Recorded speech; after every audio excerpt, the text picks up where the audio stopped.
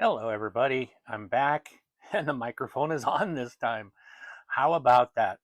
Anyways, I am back, and hey, you can see one of my dogs walking around. They're both in the room with me. You might see them popping up around here at some point during I doing the videos. But I'm back for another unboxing. This one is a newer game, and it is Survival of the Fattest. And this is from Dirty Rascal Games, and it is I want to make sure I get the name right. Yes, Lee Smith is the artist and designer of the game. So um, I've got to play this a couple of times now. This is enjoyable. I like this game. My game group has enjoyed this, and so let's take a look at it. All right. So we'll switch over. All right. So taking the lid off. Now I have played this, but I want to show you everything that's in the box. Also, this is the Deluxe Kickstarter edition. So the retail edition will have a few differences, and I believe I do know the difference of those. But so let me get that out the way. We don't need the mouse in the shot. So again, really nice. This one has a nice rule book. You can see how it shows all the different types of cards. This, because it's the deluxe, it has the standees and the miniatures. So the retail version will have the standees. And this game does have a solo component as well. So there's additional cards, dice, and standees for the solo mode.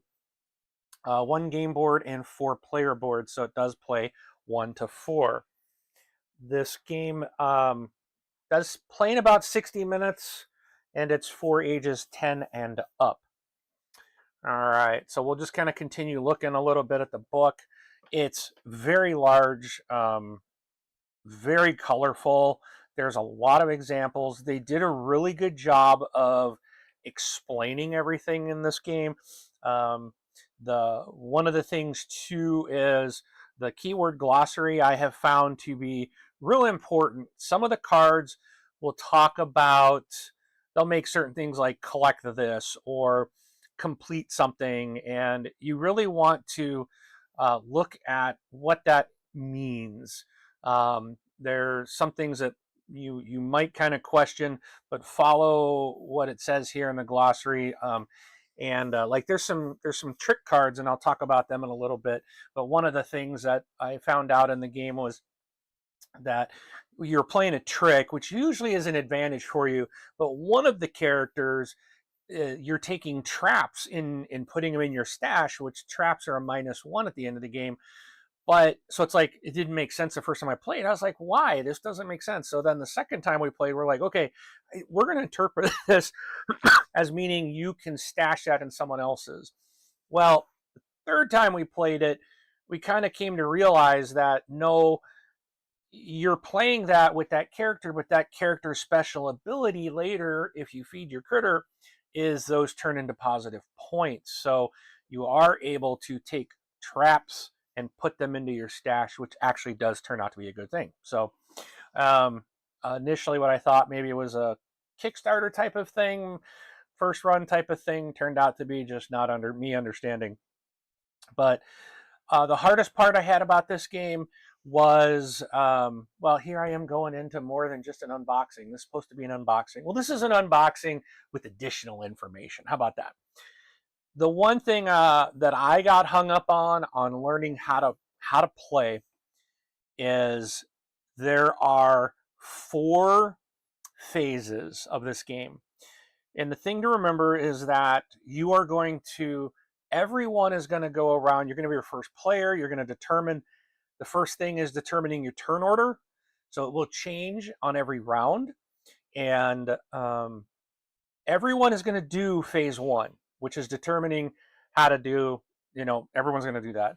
Phase 2, you're going to start with your first player, and they're going to do their actions. So they're going to have the chance to recycle. They're going to play tricks. Then they're going to visit a location. And when I lay everything out, I'll talk more about that. But then after you've done those 3 things, it moves around the table and everyone else is going to do those. Then you move on to phase 3, which is foraging. And then you go, once everyone's done that, you go to phase 4. So like when I was first playing, I was thinking, like when I was first trying to learn, like I didn't understand. I was thinking, well, everyone goes through all 4 phases and then it goes to the next player and that's not it. You do a phase with everybody, and then you work through. And then there's I'll show you when we have a reset between seasons. There's some different things you will do. Talks about how to score. There is a critter size guide, which is important in the game. So that's important to know, the size of your critter. And they talk about scoring. There's a page, 2 pages here for the solo mode. And then there is a mini expansion that was included that they have on the back. So, all right. Let's put this right here. There we go. Then you got the board, fits in nice. This game has a really nice tray, whatever. I really like this. Is everything fits really nice. You got the board, then you've got the player boards that are fit into this cutout here. There's actually room here for more stuff on the top. Maybe for future expansions or things. I probably could, I don't know, maybe the first player marker fits there, but I just keep that in the bag. But you get a first player marker. The dice is for the solo. The little round is a round marker that you will use. You get just some really, oops, I'm wrong camera. I want to put it up here. This is old Grizz. He's just, it's the biggest miniature in the game, and he just looks awesome. And you have Bucky, a buck, really nice, nicely done miniatures.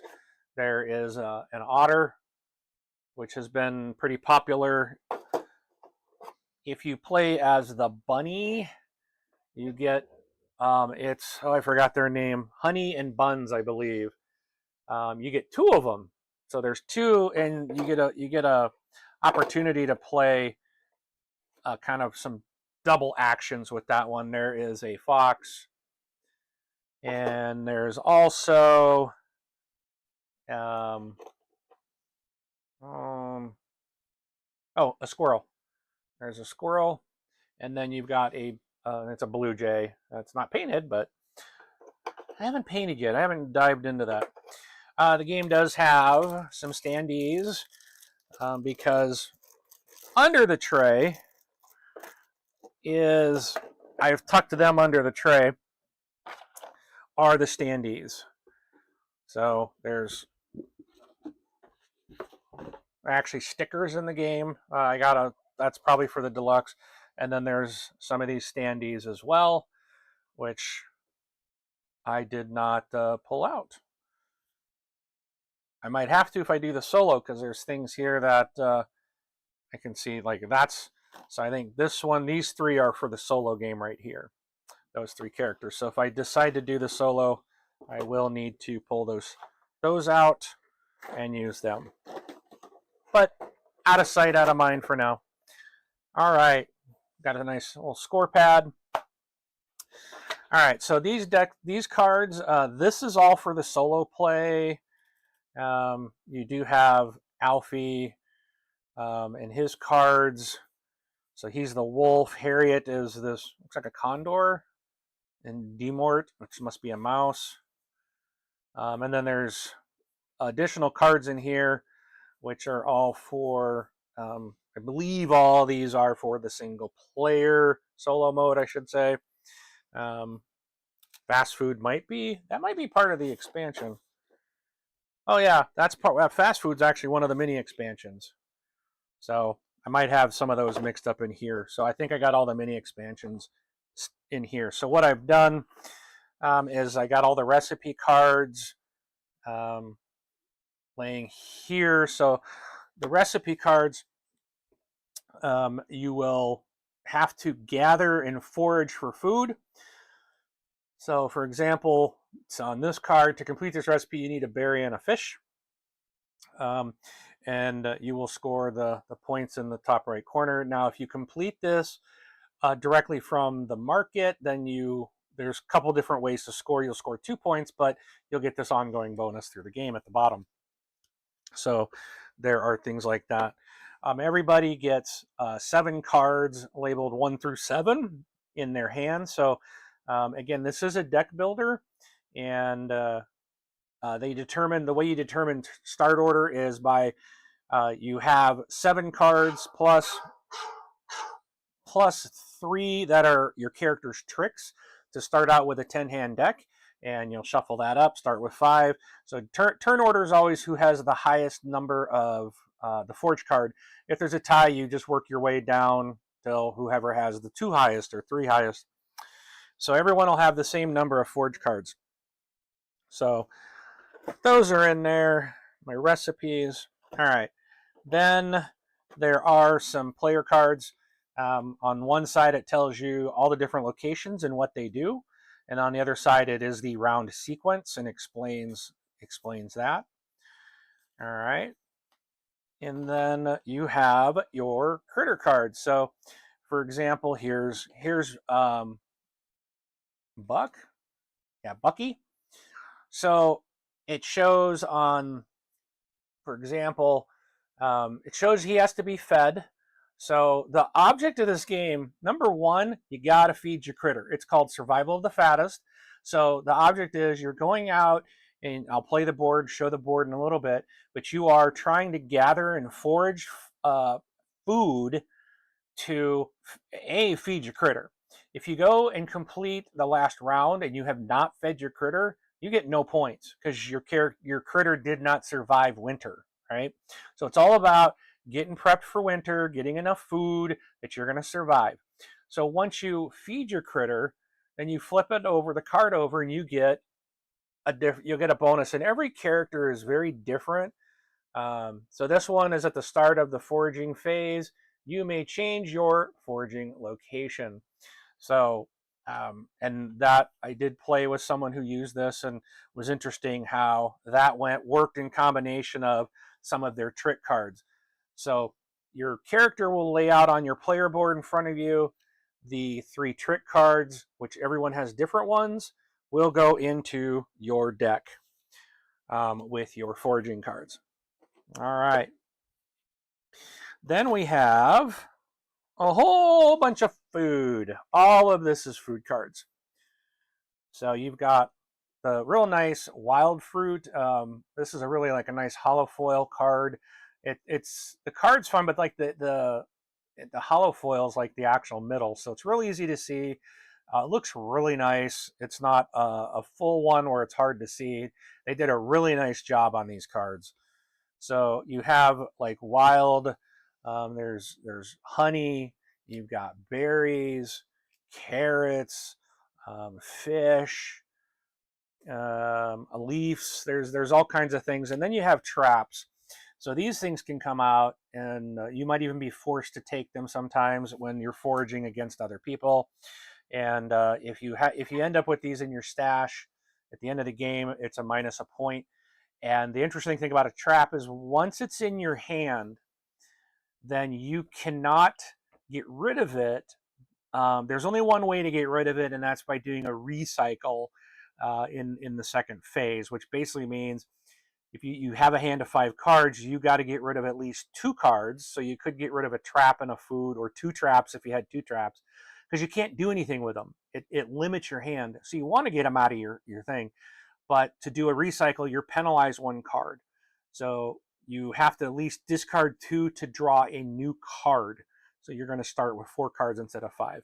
But that's the only way to get them out of your hand, unless you have some kind of special ability or a trick or something pulls it out of your hand. All right, so that's kind of that. Now what I want to show you is, put this away, slide that over. I'm going to show you the player boards. They look different, but it's just artwork. They don't do anything different. There's not a specific player board, per critter. Let me see. My camera is angled just off, so it's like crooked on front of me, but it's straighter on the camera. Weird. So if I put it straight in front of me, that's at an angle. So I'm gonna have to fix that. But these are like, the artwork's really nice. It's really nice. I really like the artwork. But these are the 4-player boards. You put your completed recipes and your stash, your critter card, your critter deck, and your discard. So very, very nice. I liked it. They actually did 4 different player boards. Like they, a lot of places just print them all the same. And I just like it. I think it's nice to have the different ones. So a couple things. There is, if you can see on the top, it says reserved recipes not yet completed. So let me grab a couple of cards just to do an example for you. When you're getting a recipe at the start of the game, you'll get 2 recipe cards. You'll pick one to keep, and then you'll put one in the market on the game board. But you'll tuck this one up top. And then once you have the ability that you have a berry and a carrot in your hand, then you can go to the market. I think it's the marketplace, and you can complete that recipe. Yeah, you can go to the market. You can complete the recipe, and then you get the 3 points. That's how many points you get, and then it goes into your completed recipe section. Now, say I pick one up from the market, which I'll show you a little bit later, and I complete it. I have the stuff in my hand, and I take it from the face up, and I've completed it. I won't get the 2 points that's there. I will get the 1 point instead of 2, but now I get a +1 for each unspent berry that's in my stash when scoring. So it is an ongoing bonus that will help you potentially score more points. So this could become a lot more valuable than this too. You could end up getting 3 or 4 additional points off this card. And so those will go on the bottom. So try to get those. The one hard thing about this game, for if you're an older gamer, you have a hard memory.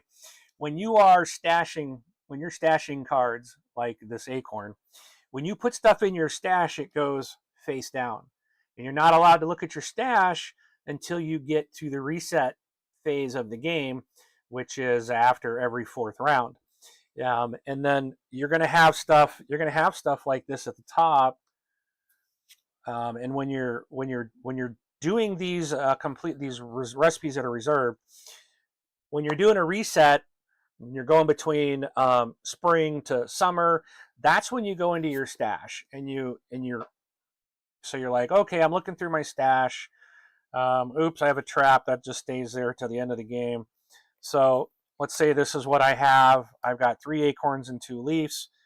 I have 1 leaf, so I can't complete any of this because I don't have the food in my stash. If I did have what I needed, let's assume that this was a berry and a carrot, then I would discard these back to the trading post, and then this would get put in my completed recipes to score at the end of the game. So trying to remember what you put into your stash is super important. And I will say there is a character that you can use that allows you to look at your stash quite a lot. Like I said, all of these play very different, and I'm fine. That's really neat. I really like the way that everything kind of plays. All the characters play different. Makes it very enjoyable. Everyone's doing something different. Everyone's got different abilities. It's pretty cool. All right, so last thing, we'll look at the game board. It's quite large. All right, so the round marker's down here. So you're going to move it. You get 4 rounds in spring, and then you have what they call a reset. When you're at the reset, that's when you can go in and go into your stash. So during these 4 rounds, you're trying to get stuff into that stash, and it's not always easy. So you have Pinecrest Ridge up here. So if you move, you take your character, and when you're visiting a location, you will say you go to Pinecrest Ridge, you can take a card and put it into your stash on your player board. The problem is the next round you have to move, and you're not going to have anything to stash in round one because you have to go forage. You have to get food. You don't start with it, so you're going to go somewhere else. Then, so you possibly won't get anything stashed in the first round, or very few items that you may not feed a critter, you may not complete a recipe, but that's a place to put stash. And maybe if you have a character that allows you to do that, you can put some more stuff into your stash. When you reset, like I said, you go in, you feed either your critter or complete your recipes. All your cards that you have, your discard, your hand, and your critter deck all get reshuffled together. You reshuffle everything, and your deck will be larger at this point, and then you go into the next 4 rounds of summer, and you're doing the same thing. So the board's nice because it shows you on here. It's got little icons that tell you what happens when you go to these locations. So again, if you go to Pinecrest Ridge, you get to stash 1 card. If you come here to Greenvale, you get to draw 2 cards out of your deck and put them into your hand, which can be very advantageous if you have maybe 1 or 2 forge cards. Maybe you're going to draw a couple more that you can forge for more food during the forging section. If you come over here to Pebblebrook, you get to take 3 cards off the top, and then you can look at them and put them back in the deck in any order. You can either put them on the top in any order, or you can put some on the bottom in any order. You can do it in both. But if you are the only one, which is nice, if you're the last one to go move and no one's at Pebblebrook, then you get to look, and basically you know how many forge cards you have, so you can, all right, one of these is a trap. I'm putting the trap on the bottom. I'm going to put the other 2 on the top because they're things that I want, or maybe only one of the items is going to help you. So you put the trap and the other food item on the bottom, and now you know you're going to get one thing you like, and now you've cleared the trap and a food item you know you don't need, and gives you 2 more options. So that's a nice option as well. Then we have the market. So if you go to the market, we're going to have face-up recipes here, and you can reserve one when you come here. So you can take one of these that are face up and tuck it on the top of your player board. Or if you have the food in your hand that meets the requirements of any one of these cards, then you would complete that.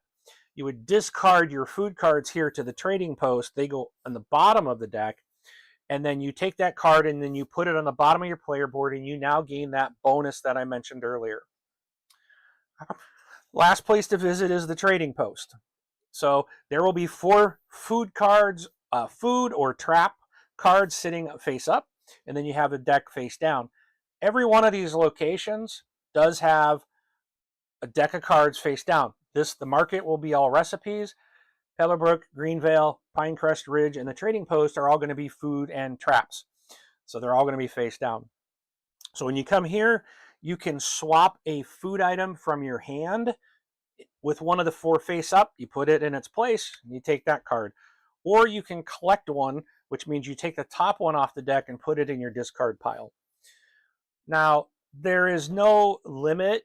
There's not like a place to put. You're just kind of putting your people. So if I got 3 people at Pinecrest Ridge, they're just kind of gathered right there, and then maybe my 4th person went over here to Pebblebrook, and then when you move, after you've completed, we completed the round, we go to the next round, and you're visiting a location, you must move from the location you're at. So you cannot stay there. You have to move. So you can't just keep stashing every round. You do have to move around. One of the fun parts of this game is, so say I got 3 people here, 1 here. When we go to forging, the person at Pebblebrook, they're the only one there. So they're going to put 1 to 5 or however many forge cards, they're going to lay them out. So say they have 3, they're going to take the top 3 cards here. Everything is seen and shared, so you lay them out, and everyone will see what you got. You take those along with your forge cards, you discard them. Now here comes the fun part. I really like when you forging with other people, because now you've got 3 people sitting here. So let's say old Grizz got 5 forge cards. The Otter's got 3. Buck's got 4, right? So what is that? Quick math, 9, 10, 11, 12 cards, right? It's 12 forging cards. You're going to take 12 cards off the top. You are going to lay them out somewhere on the board, probably not here because there's going to be stuff there, around the top, maybe at the top or at the bottom. You're going to lay them out, and then it goes priority. Now, priority will be whoever has the most forge cards, with one exception. Old Grizz. He is the biggest critter, and his special ability is that he always has priority regardless. So if he put one card out and both of these put 5 out, Grizz gets to go first. So you lay out all those 12 cards, and let's just assume Grizz was not here, okay? So you got all these guys sitting over here. They have, let's just say, a total of 12 cards. So all of them go out. And then how you determine who gets to go first is if we say if Buck only put 2 out, well, if all of them put 3, okay, then they're tied, and then you go by critter size, which I mentioned was in the rule book. So then Buck would go first. He gets first dibs. Otherwise, if this guy put 5 out, he put 4, and he put 3, then he put the most forging cards, he goes first. And what happens is you start doing a card draft. So this guy who put the most out would take a card. And then it goes to the next person, they take the next card, and you continue around till all the cards are gone. Now, if with 12 cards, you're likely to have 1 or 2 traps. So the first guy that goes, as long as there's someone of a lower priority that has not yet taken a trap, you don't have to take it, they have to take it. So eventually, if you have 3 traps out of the 12, then eventually you're going to end up having to take one. But you get to pick some other stuff that you want. So the more forge cards you have out, the better chances of you going first to get what you want in the draft. So it's a really fun game. It's it looks like it is a cutesy animal game. Old Grizz is not cute. He has a snarl on his face that he's not happy, dude. That's why they call him Old Grizz. But it's anyways, that is Survival of the Fattest from Dirty Rascal Games. I just got this in. The Kickstarter completed. It was late.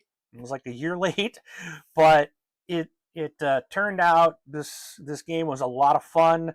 It's gotten, I think I've played it 3 times now since it came in the last month. I think I got it about a month ago, and I've already played it like 3 times. And I know we're probably going to be playing it again this week because I got someone else that will probably fall in love with this game. And so I told her I'm going to bring this to our next game night. And it's a lot of fun. So if you see Survival of the Fattest in retail, or you have the option to pick this up somewhere, especially the Kickstarter edition, the miniatures are really nice. I do recommend it. But that's it. So let me flip back.